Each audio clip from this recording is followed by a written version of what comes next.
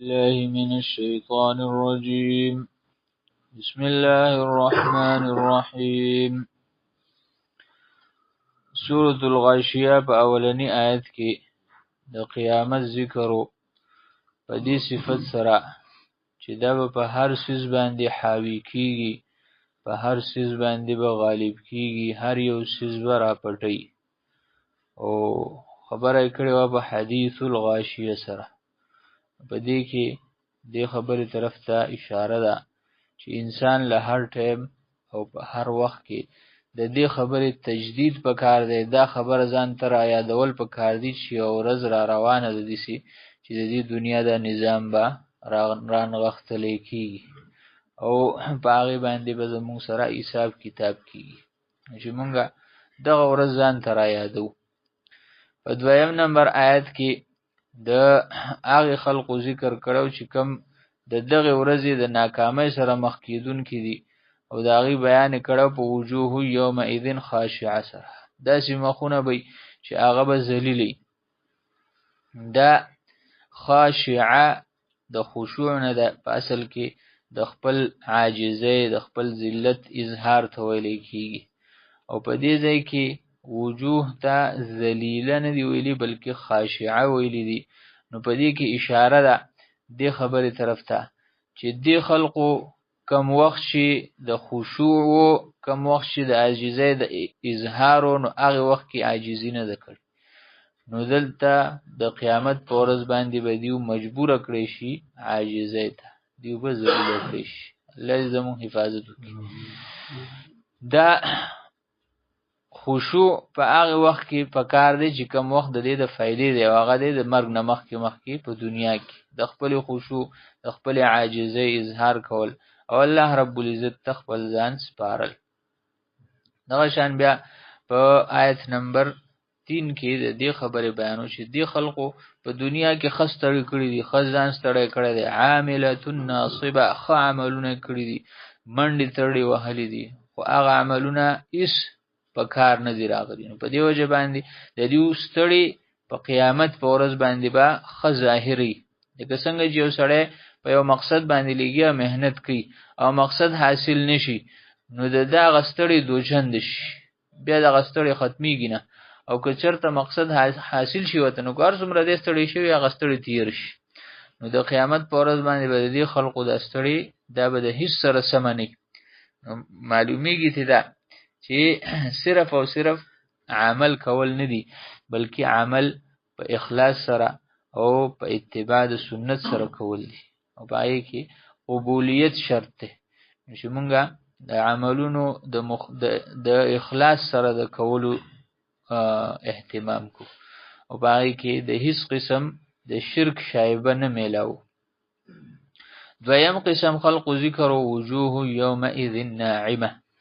او په دې کې دې خبرې طرف ته اشاره وه چې په دغه ورځ باندې د کومو خلقو مخونه ځلیدونکي د نعمتونو اثر به یې پې هغوی به خوشحاله وي. نو داسې خلق اکثر په دنیا کې داسې وي چې دیو به په ستړو کې، اکثر به په دنیا کې په دیو باندې تکلیفونه راځي، اکثر به دیو هغه به د غم نه ډکي. لکه د الله منون کې په دنیا کې اکثر دا په تکلیف کې په څه وجه باندې د نفس خلاف ځي، د دنیا خلاف ځي. نو په دې وجه باندې اکثر په تکلیف کې راځي. د قیامت په ورځ باندې اصل کم چې وخت د خوشحالۍ، اصل کم چې په کم ځای کې چې د خوشحالي نفع ورکوي، نو هغه ځای کې به دیو خوشحاله. الله دې زموږ د ټولو نصیب کړي.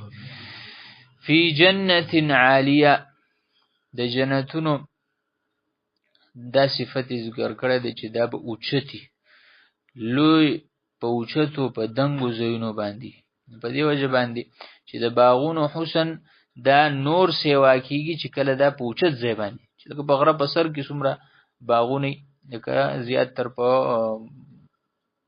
د چکر دپاره هغه ځایونه مشهور دي چې هغې ته خلق هایلینډ وي، اوچت ځای دی، په هغه ځای کې شینکۍ دی، په هغه ځای کې باغونه دي. نو د هغې د حسن د سیووالي د بیان دپاره دا خبره دلته بیان کړی شوه چې دا جنتونه د عام جنتونه نه دي، بلکې په اوچتو ځایونو باندې جوړ دي. او په آیت نمبر 11 کې د دې خبرې بیانو چې لا تسمعوا فيها لاغیه، په دې کې به د دیو د مرزۍ نه خلاف داسې خبرې چې په سړي باندې بدی لګي، داسې خبرې چې هغه لغوي بې فایدې، نو داسې خبرې به پکې نه وي، بلکې دیو به په آرام باندې په انعام باندې وي. دیو ته به د دیو د دې خوشحالۍ د ډسټرب کولو پکې هېڅ کار نه چې دیو د دې نه ګډوډ شي.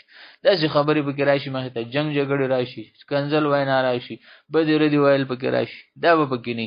لا تسمعوا فيها لاغیه.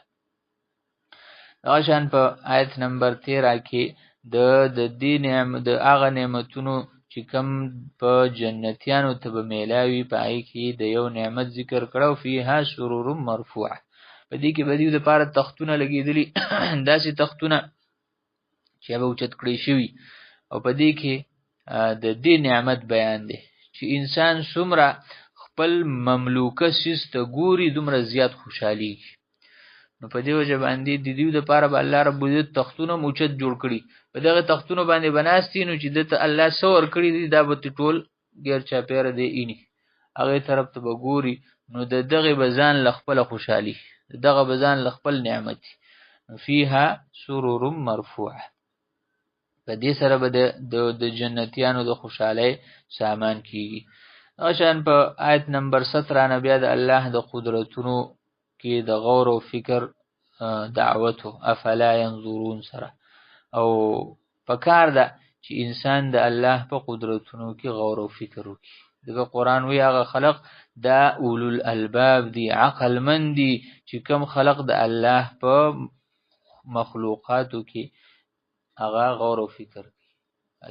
یتفکرون فی خلق السماوات والارض، چې هغه فکر کوي، غور او فکر کوي د اسمانونو او د ځمکې په تخلیق کې. نو چې مونږه د الله په مخلوقاتو کې غور او فکر کوو. به طور خاص دلته اوخان ذکر کړو، او دا اوخان کثیر المنافع دی، ډیر زیات عجیبه مخلوق دی د الله رب العزت، انتهایی الله ولا طاقت ورکړی دی، د هغې باوجود داسې زیات انقیاد دی پکې او اطاعت دی پکې چې د لوی کس نه مخکې نه وروستو هم رواني، او د ماشوم پسې هم رواني، چا سره چې پړی بس دی پسې رواني. او دغه شان د هر قسم هر څومره تنده دی برداشت کولی شي، برداشت پکې ډېر زیات دی، کثرت المنافع دی پکې، ځکه په دې باندې انسان سورلی هم کوي، په دې باندې انسان هغه بار ومړي، وزن پې هم وړي، د دې غوښه هم د خوراک ته، او د دې پی د سکاک دي. نو هر قسم منافع پکې موجود دي. دغه شان د الله په مخلوقاتو کې مونږ غور او فکر کوو، او د الله قدرت را یادو، او د الله قدرت ته سر ټیټو. دغه شان بیا په آیت نمبر 18 کې د دې خبرې بیانو چې فذکر انما انت مذکر، ستا کار څه دی په دنیا کې چې ته به خلقو ته الله را یادوي، د خلقو ته به د الله د کلام بیان کوي، خلقو ته به د دیو حساب کتاب را یادوي. دغه ستا کار دی. که چا ومنله د هغه خپله فایده ده، که چا ونه منله نو د هغوی خپل نقصان دی. لست علیهم بمسیطر کې بیا ویلو چې ته په دیو باندې مقرر کړی شوی نه چې ته به خامخا په دیو باندې منې، ته خپله ذمه داري ده، بیان دې وکړو، خبره ستا ذمه داري ختمه شوه. ستا نه به الله د دې خبرې تپوس نه کوي چې دې خلقو منلې وه او که نه ومنلې. اکثر خلق په ځان باندې دغه اضافي بوج واچي، دی ولې نه مني زما خبره، زما په دې دعوت باندې د اثر ولې نه کېږي، دا خلق ولې نه بدلېږي. دا اضافي بوج دا په ځان باندې اچول نه دي پکار، بلکې خپل کار کول پکار دي. د قرآن طرف ته خلق را بلل پکار دي، او دا خبره یاد ساتل پکار دي چې زمونږه چې څومره مونږه چاته د دعوت خبره کوو، چاته د تبلیغ خبره کوو، نو اصل د دعوت او د تبلیغ موضوع چې ده نو دا قرآن دی. د قرآن نه علاوه نور څه دا د دعوت او د تبلیغ موضوع نه ده. نو چې مونږه قرآن طرف ته خلق را بلو، او د نبی علیه السلام سنت طرف ته خلق را بلو، او بیا په آخره کې د دې خبرې یادګیرنه دوباره شوه چې هغه ورځ را روانه ده چې انسانان به ټول الله طرف ته ځي.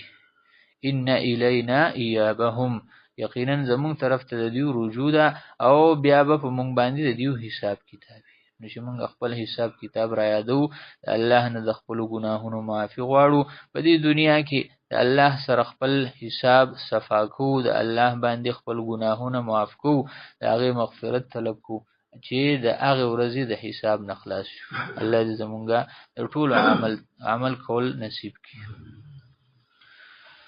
سبحانك اللهم وبحمدك نشهد أن لا إله إلا أنت نستغفرك ونتوب إليك